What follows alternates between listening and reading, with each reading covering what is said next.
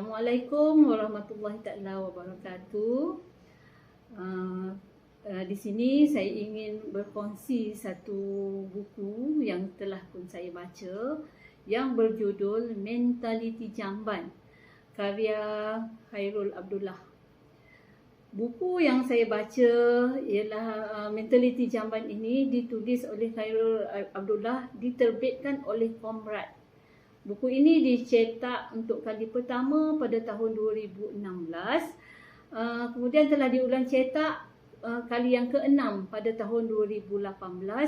Ini menunjukkan minat pembaca yang tinggi terhadap buku ini. Buku ini mengandungi 206 muka surat, tetapi dia tidaklah terlalu tebal dan mudah dibawa ke mana-mana sahaja. Khairul Abdullah merupakan seorang pereka grafik dan laman web. Beliau juga pernah bekerja dan menetap di Jerman.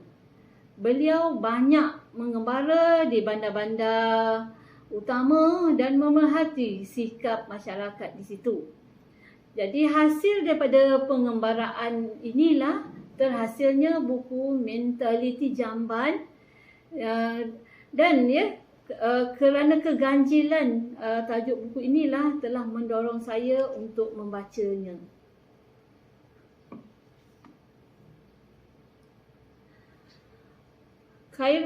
Dalam buku Mentaliti Jamban ini, Khairul Abdullah telah membuat perbandingan mentaliti masyarakat kita dalam kehidupan harian dengan masyarakat luar negara seperti di Jerman dan Jepun.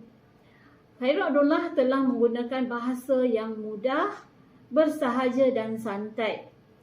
Gaya bahasa yang digunakan sesuai dibaca untuk mengisi masa senggang dan namun begitu mempunyai banyak mesej tertentu untuk masyarakat.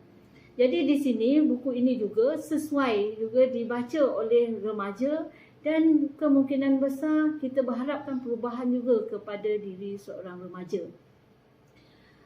Seterusnya buku ini untuk pengetahuan semua mengandungi 31 tajuk kecil yang kesemuanya menyentuh tentang sikap masyarakat dalam kehidupan seharian.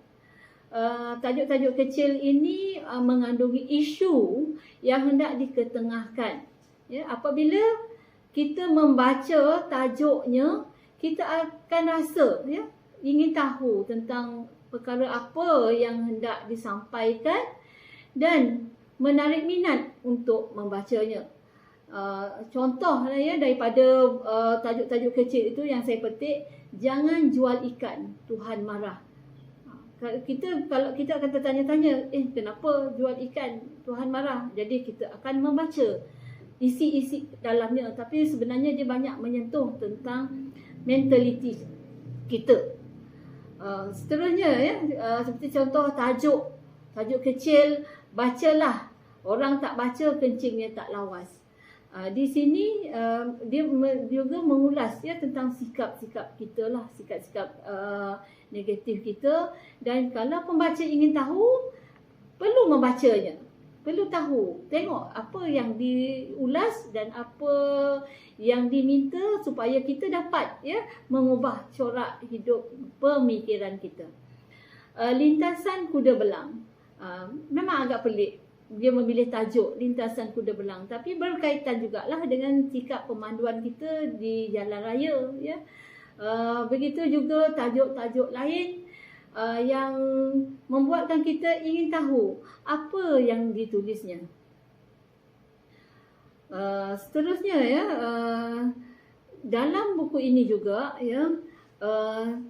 sebenarnya dia mengandungi banyak unsur-unsur pengajaran dan sangat sesuai dibaca oleh masyarakat Malaysia kerana beliau satu persatu menegur sikap negatif masyarakat dalam kehidupan seharian seperti selfish di jalan raya, kenapa kita kenapa bersikap selfish di jalan raya? Sepatutnya jalan raya yang terutama di lebuh raya ya, bahagian jalan yang untuk pemanduan laju hanya khas untuk kita memotong.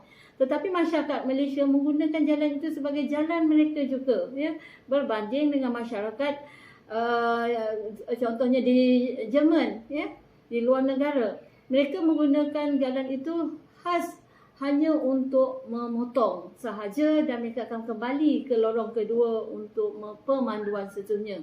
Jadi dengan ini tidak akan mengganggu perjalanan pengguna-pengguna jalan raya yang lain ya.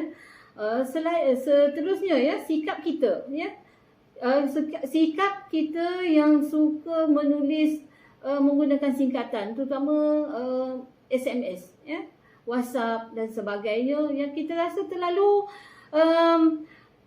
macam tak cukup masa sangat ya, kita terus menggunakan menulis bahasa singkatan yang sampai kita dah orang dah tak faham dah apa maksudnya ya, apa maksud yang kita nak sampaikan tu.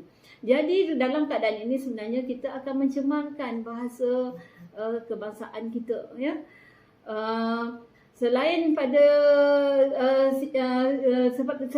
itu ya, disentuh juga ya tentang sikap masyarakat yang suka sangat menghias ya, menghias kereta secara berlebihan.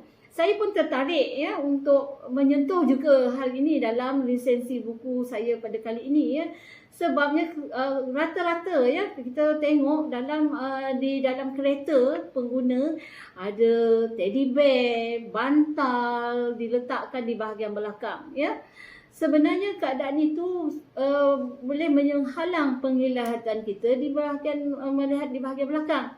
Dan secara tak langsung sebenarnya kita juga boleh mengundang ya keadaan kemalangan jalan raya. Ini kalau kita bandingkan ya dengan masyarakat di luar negara, mereka tidak menghias kereta mereka dengan pelbagai jenis hiasan-hiasan seperti itu ya. Kalau kita tengoklah ya, berdasarkan juga daripada pembacaan daripada buku ini. Seterusnya ya, ada juga ya, saya pun tertarik juga ya untuk menyentuh sedikit ya tentang sikap ibu bapa yang tidak mementingkan keselamatan anak-anak ya, terutama ketika membawa anak-anak di dalam kereta. Anak-anak tidak diajar untuk memakai tali pinggang keledar. Anak-anak dibiarkan berdiri di atas di bahagian hadapan. Itu yang dia kata anak-anak di Malaysia ni nyawa dia kuat. Itu satu sindiran yang tajam lah kepada ibu bapa supaya mengubah sikap ya, jangan ajar anak-anak duduk di pangku ketika memandu. Inilah mentaliti yang kita harus kikis ya. Selain daripada itu, ada juga ya disentuh jugalah kepada golongan profesional ya, temu janji doktor. Ya, temu janji doktor yang tidak tepat. Di sini kalau kita tengok ya, memang satu kenyataan lah ya. Kalau kita ada appointment doktor pukul 10 pagi, kita memang datang tepat pukul 10 pagi, tapi nama kita akan dipanggil pukul 11.30 pagi contohnya. Ini jugalah sebenarnya perlu kita ubah ya. Dan sebaiknya lah buku ini memang sangat sesuai ya untuk mengubah mentaliti kita ya. Dan begitu jugalah ya, banyak lagi ya kalau kita tengok ya, kalau saya nak sebutkan satu persatu di sini memang tak cukup lah ya masa yang ada ya. Jadi ini semua perbandingan ini telah dibuat ya dengan masyarakat luar negara seperti Jerman ya, yang begitu kontras dengan masyarakat kita. Mereka lebih bertata susila. Jadi ya, pada pandangan saya, Khairul Abdullah ini cuba mendidik masyarakat kita melalui penulisannya ya, iaitu masih mempunyai mentaliti kelas ketiga ya. Sikap itu sebenarnya kita perlu buang jauh-jauh dan kita perlu berubah Ya, untuk membina mentaliti kelas pertama. Kita perlu membaca buku ini bagi mengenal pasti kritikan sosial yang menjadi fokus Khairul Abdullah agar kita dapat membuang mentaliti jamban, agar mentaliti kita sama seperti masyarakat di luar negara yang lebih bertata susila. Sekian, terima kasih.